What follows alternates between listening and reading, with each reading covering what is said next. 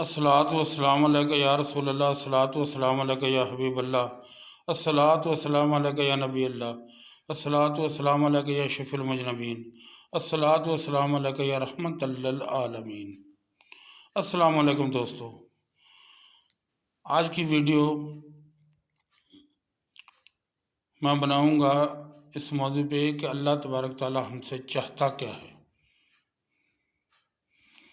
اور اس نے ہمیں کیوں بھیجا ہے۔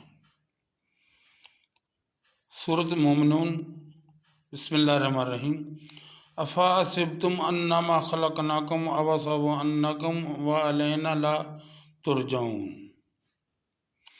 کیا انسان یہ سمجھ بیٹھا ہے کہ ہم نے اس کو بیکار پیدا کیا ہے، اس نے لوٹ کر ہماری طرف نہیں آنا؟ یہ ہو گیا اس آیت کا ترجمہ۔ دوستو، میں اور آپ اور میرے اور آپ کے آقا حضور نبی کریم صلی اللہ علیہ وآلہ وسلم، آپ کے خلفائے راشدین، اہل بیت، صحابہ کرام، تبع تابعین،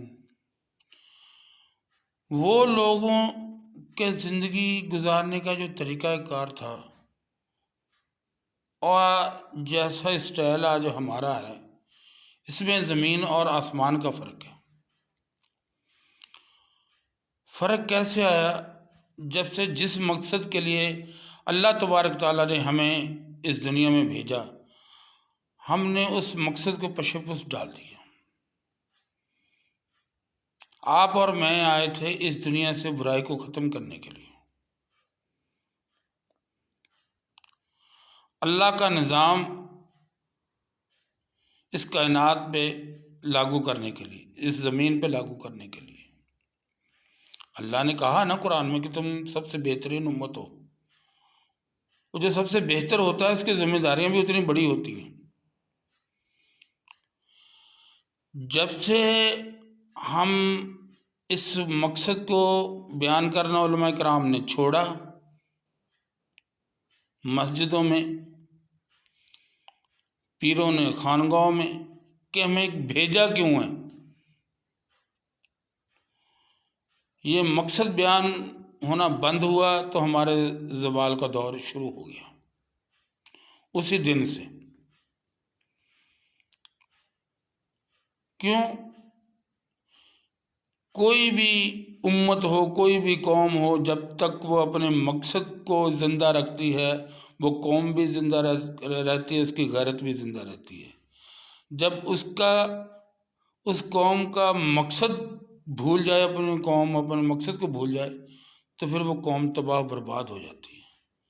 اللہ تبارک تعالیٰ مجھے اور آپ کو برائی ختم کرنے کا حکم دے رہا ہے۔ ہم کہتے ہیں ہمیں کیا؟ یہ ہمیں کیا جو ہے نا، یہی ہمیں سب سے پیچھے لے گئی۔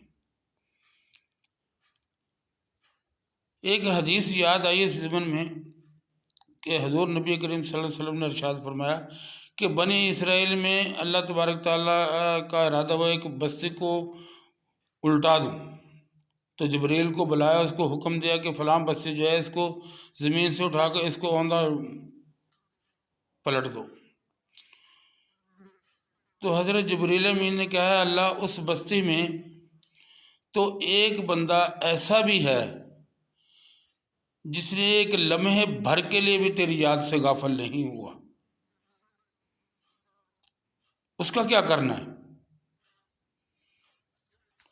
اللہ تبارک تعالیٰ نے ارشاد فرمایا اس بد وقت سے شروع کرنا۔ یقین مانے یہ حدیث پڑھ کے، بزرگوں سے سن کے رونگٹے کھڑے ہو گئے۔ اللہ تبارک تعالیٰ نے فرمایا کہ وہ اپنی نماز، اپنے ذکر، اپنے اذکار میں لگا رہا، اسی کے محلے میں، اسی کی گلی میں، اسی کے علاقے کے لوگ میرے دین کا مذاق اڑاتے رہے، ٹھٹھا کرتے رہے، شراب چلتی رہی، زنا بازی ہوتی رہی۔ اس کو اگر فکر کی تھی تو صرف اپنی ذات کی فکر تھی، میرے قانون کے ساتھ کیا ہو رہا ہے اس کو ذرا برابر بھی فکر نہیں تھی۔ کیا آپ اور میں آج اسی سٹیج پہ نہیں بیٹھے؟ وہیں پر نہیں ہم کھڑے؟ کہ جب ہم کہہ دیتے ہیں کہ ہمیں کیا، اگر ہم اللہ کے بندے ہیں تو ان برائیوں کو بھی ختم کرنا میرا اور آپ ہی کا کام ہے۔ ہم ایسے حکمران منتخب کریں جو اللہ سے ڈرنے والے ہوں۔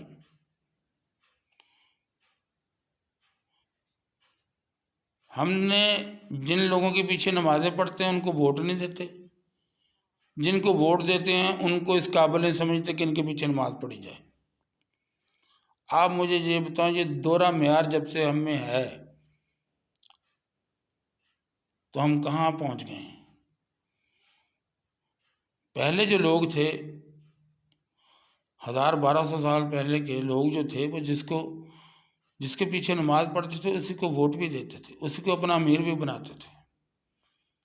آج تو ہم کسی اچھے عالم کو فقط اس لیے ووٹ نہیں دیتے کہ میرا شرابی بیٹا، میرا زانی بیٹا، میں اس کے لیے تھانے چھڑوانے کے لیے یہ تو نہیں جائے گا، یہ تو کہے گا کہ اسلام سزا دیتا ہے، تمہارے بیٹے کو سزا ملنی چاہیے۔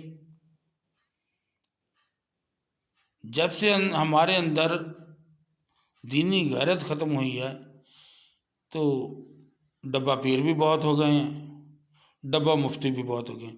میں سب کی بات نہیں کر رہا، بہت اچھے لوگ بھی ہیں۔ دوستو، ہمیں جو چیز سمجھنے کی ضرورت ہے کہ ہمیں اللہ تبارک تعالیٰ نے بھیجا ہے اس دنیا میں اللہ کے حکم کو نافذ کرنے کے لیے۔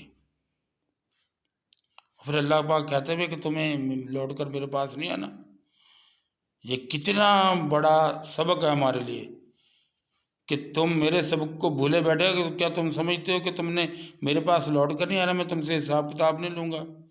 جو بندہ بھی اپنے حساب کل سمجھتا ہے کہ مجھے اللہ کی بارگاہ میں کھڑے ہونا ہے، میں نے اچھے اور برے کاموں کا حساب دینا ہے، وہ نہ تو کسی کو غلط مشورہ دیتا ہے، نہ کسی کا حق کھاتا ہے، نہ ہی اپنی آنکھوں کے سامنے میں برائی بڑھنے دیتا ہے۔ جس دن ہم اپنے مقصد پہ کھڑے ہو گئے کہ ہمیں کیوں بھیجا گیا ہے، آپ یقین جانیں میری اور آپ کی سب کی پریشانی ختم ہو جائیں گی۔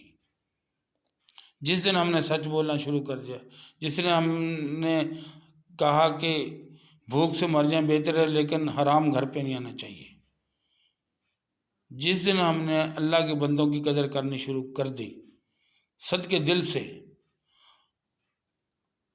تو انشاءاللہ سارے معاملے ٹھیک ہو جائیں گے۔ نہ آپ کو ساری رات کھڑے ہونا پڑے گا، نہ ہی ایسی کوئی بات ہے۔ اللہ تو غفور و رحیم ہے، وہ تو بخشنے کے بہانے ڈھونڈتا ہے۔ یہ ہم ہی ہیں جو اس کی بخشش کو طلب نہیں کرتے۔ اپنے مطلب کی پڑھائیاں، اللہ کو رشوت خور نہیں ہے کہ 10 دفعہ قل ہو اللہ پڑھنے پہ اور دے گا، 1000 مرتبہ قل ہو اللہ پڑھنے پہ اور دے گا۔ ہاں، اس کو یاد کرو اس کی یاد کے لیے کہ وہ لائق عبادت ہے، تو پھر وہ آپ کی ساری دنیا آپ کی مخالف ہو جائے، آپ کا کوئی کچھ نہیں بگاڑ سکتا۔ اگر آپ کو پیسوں کے لیے پڑھنا ہے تو میرا آپ کو مشورہ ہوگا کہ مہربانی کریں یہ کام نہ کریں، آپ اللہ کو پکاریں اللہ کے لیے، اللہ آپ کی تمام پریشانیاں دور کرے گا۔ اگر آپ کو ویڈیو اچھی لگی ہو تو لائک بھی کیجیے گا، شیئر بھی کیجیے گا، کامنٹ بھی دیجیے، اور بیل والی گھنٹی پہ ہاتھ رکھ دینا۔ السلام علیکم۔